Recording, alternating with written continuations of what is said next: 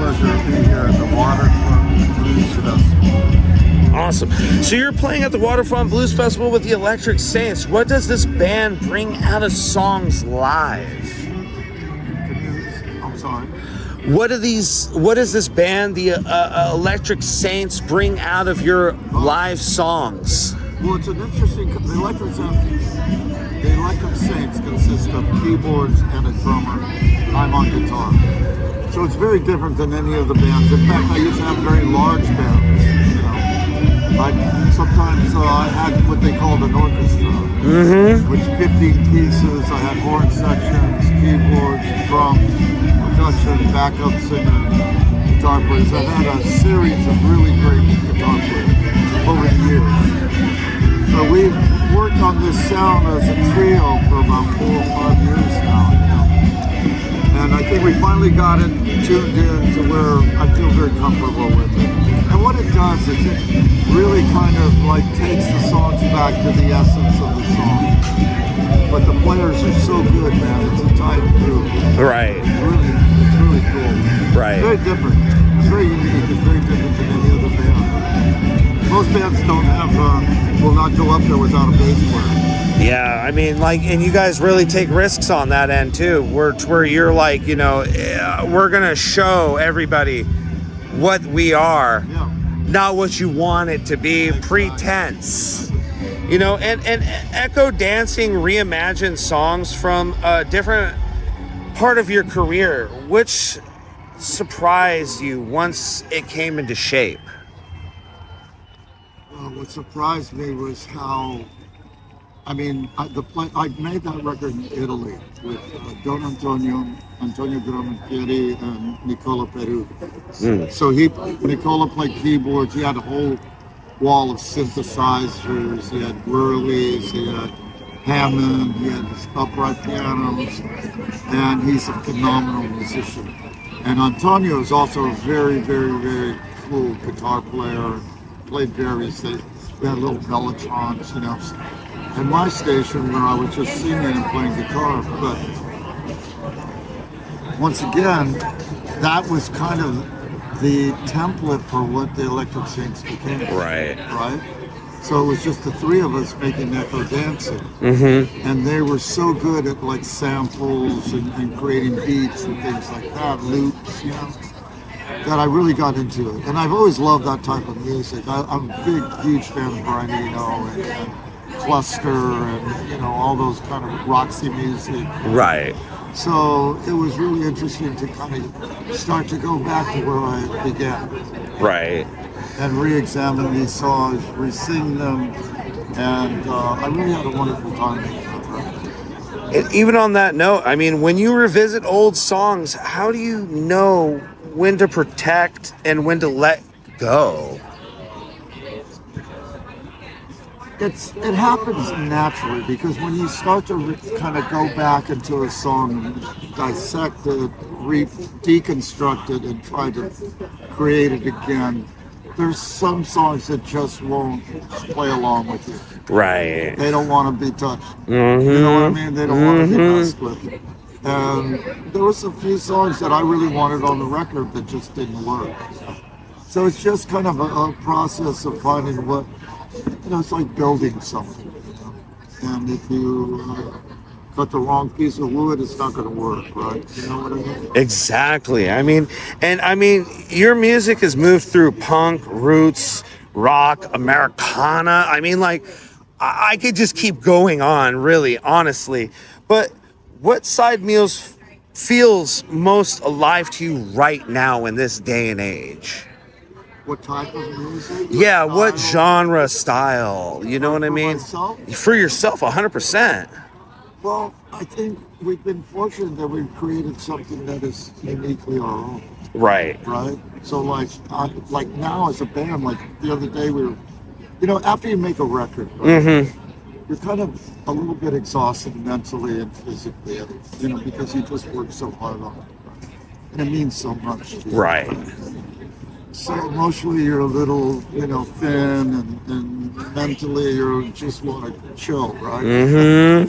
But we had a rehearsal the other day, and like we wrote those 18 songs that are going to be the next record, we started just playing.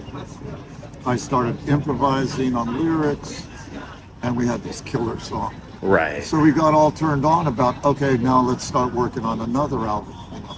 So right now I've got My Ego Broke My Fall, which is going to be out in April on Rock Records. I have the Live at the Continental Club record that we spent 3 nights recording at a club in Austin called the Continental Club.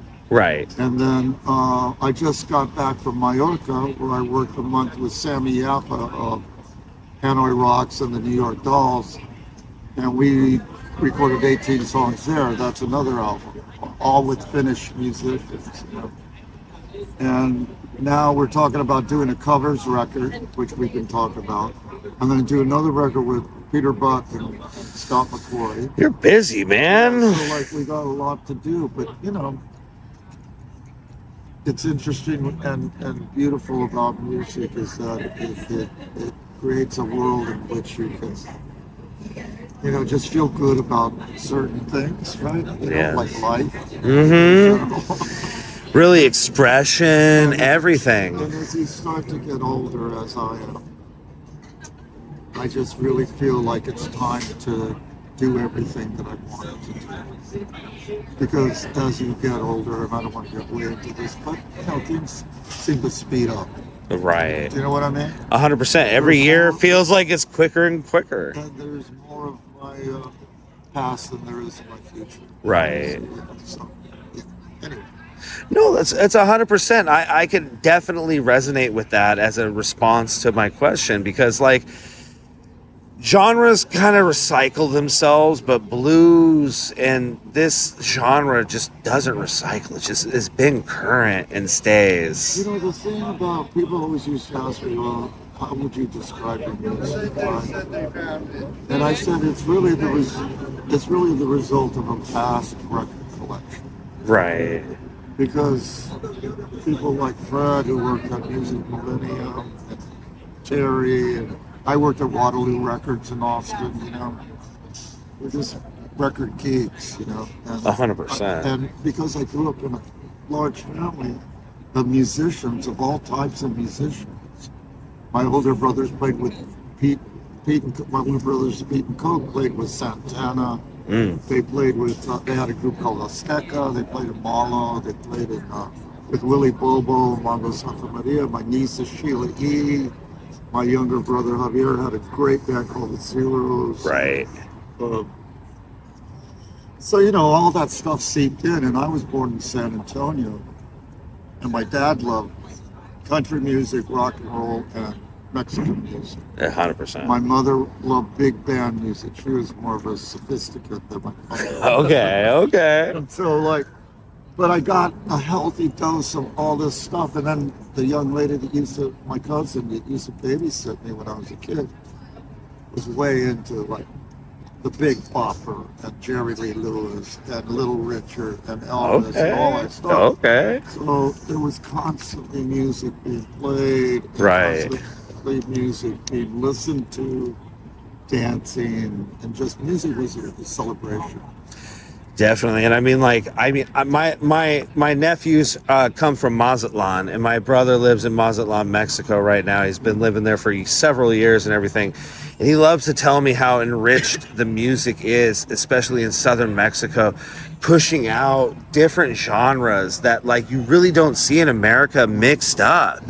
And so like when you see those mix-ups coming out of like a Latino community, it's more than beautiful. It's inspirational and inspiring for more than just me, but musicians in general that get to see it for like even a glimpse, you know? I think people also forget that rock and roll in Mexico and Latin America, Central America, at a lot of times was at odds with the political atmosphere of the country. Mm-hmm. So like in Mexico, you know, if you wore a Rolling Stones t-shirt or whatever, you get put in jail. Mm-hmm. You know? And there's a great movie called Rompe Todo.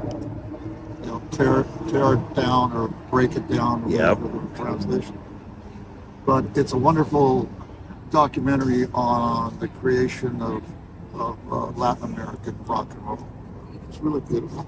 And it's really beautiful that you even know that, to be able to mention that. You know what I mean? To educate people that don't know that too is really a beautiful thing. That's why I do these interviews, is because to show, to put it out in the information on the internet, you know what I mean? As much as we possibly can to give correct information, not misinformation, especially in the music industry.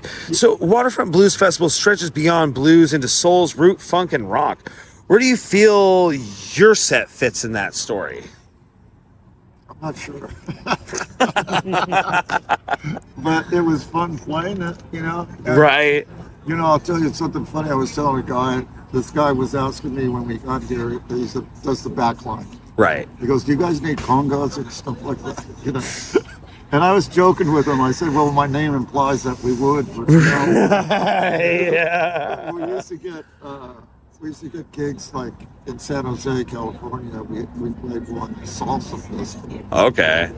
And it was just because of my name and my brothers that they booked us. But we opened up with a Stooges song. I'm sorry? No, just a little bit. Yeah, oh, we got to leave? Yeah, a little bit. We got time. We got kicked out? We got a little bit. 3 minutes. We're good. We can edit that out too. We're VIPs. She's a volunteer. It's okay. Oh, God bless. God bless her for sure. We can edit that out, or we can keep it in. Either way. I'm sorry that interrupted you. We'll jump ahead a little bit. So you've reportedly worked on new music with Britt Daniel and Charlie Sexton involved in what? They produced the album that's coming out next. Right, yeah, and a creative outdoorish thing, or could you explain it a little bit better than what the internet's trying to tell the populace? No, they produced the album. Okay. And, the Electric Saints and I, we recorded 18 songs that we did as demos for the album. Okay. I think we ended up with 12 that we recorded. 10 are on the record, and then 2 we're saving for a bonus kind of record store day. Okay. Release or something. Okay. Damn. Yeah, but they produced, but man, they helped me so much with writing. I wrote all the lyrics in the studio pretty much. So they were in the the producer's standpoint of being in the studio and kind of giving a creative direction on a lot of levels. So with that creative direction, do you feel like that really shows in that though? Like, could you feel like listeners will be able to see that right away? This record and other records in every way. Okay. Songwriting. And after decades of performing, what catches you off guard when you're on a live set with the crowd? Nothing catches you off guard anymore. Alejandro's not caught off guard, y'all. There's nothing you guys could do. I'm just saying, here first and foremost. And for someone who's never seen your set before, what would you say is the song people should listen for as an Alejandro staple point in the scene? If you're looking for a ballad, Sensitive Boys. 100%. If you're looking for something a little more rocking, Chelsea Hotel, kind of punk rock in a way, I guess. I don't want to call it punk rock, but it is inspired by that. Alejandro, that's the genre is Alejandro at this point, because every genre meshes in. And we have, the first 3 songs we do in the set are very electronic driven, so we got something for everyone. You got something for everyone. I think that everybody needs to just really follow you online if they haven't already, because I think that you bring something to the table for everybody in every genre known to man, really, especially in America and the West Coast and any coast, really, coast to coast. Coast to coast, you know what I mean? So that's great, and I love that. Is there any final thoughts that you would like to say? I'm just happy that we were fortunate to come and play this festival. It's a great festival. The setting is so beautiful. And, I've always loved Portland. I was telling the crowd that I used to pick apples up in the Yakima Valley, and we would hitchhike up and down the coast. Portland was always a stop. But Portland back in those days, I'm talking about late 60s, early 70s. Right. Very different Portland. You know, I used to hitchhike through here, and to me, it looked like, you know, I hadn't been back east yet, right? So San Antonio to California, and I lived in Huntington Beach. I was a surfer. Okay. But to me, it seemed like what I thought Pittsburgh was going to be like. I don't know why. Well, the city, the bridges. With the bridges So and many the bridges. industrial thing, you know, and the lumber and all that. And I just kind of, but I always loved being there. And then I almost moved here. We got really close to it. Real close. But Yeah. we missed the, The big move era of tour was like not a fad. yeah. It was the thing. You know what I mean? But it's a really great, I love the people here, the restaurants, and hanging out. I've had great gigs. Fred promoted a gig that we did at an old, Czechoslovakian or Polish show. Oh, well, yeah, that was Satyricon. That was what? Satyricon, one of the Satyricon. gigs for True Oh, Belief. that's so fun. My mom used to run Satyricon in La Luna back in the early 90s up to 2000s. My mom and dad created Bohemia After Dark back here. Music Millennium actually used to advertise Bohemia After Dark back in the day. Just a lot of like Portland We played history, Los brother. Lobos stuff, Yeah, that was at Pine Street. huh? Yeah. That was cool. That was But anyway, fun for that. I want to thank you for having me.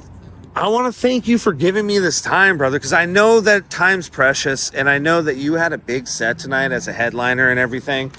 And I just want to give you nothing but thanks and praises for giving me this small amount of time that we could have to give introductions to one another and be able to get this information online on these random questions about your life, man. Well, I want to say one last thing. Say Let's it. get together and buy this gentleman a decent microphone.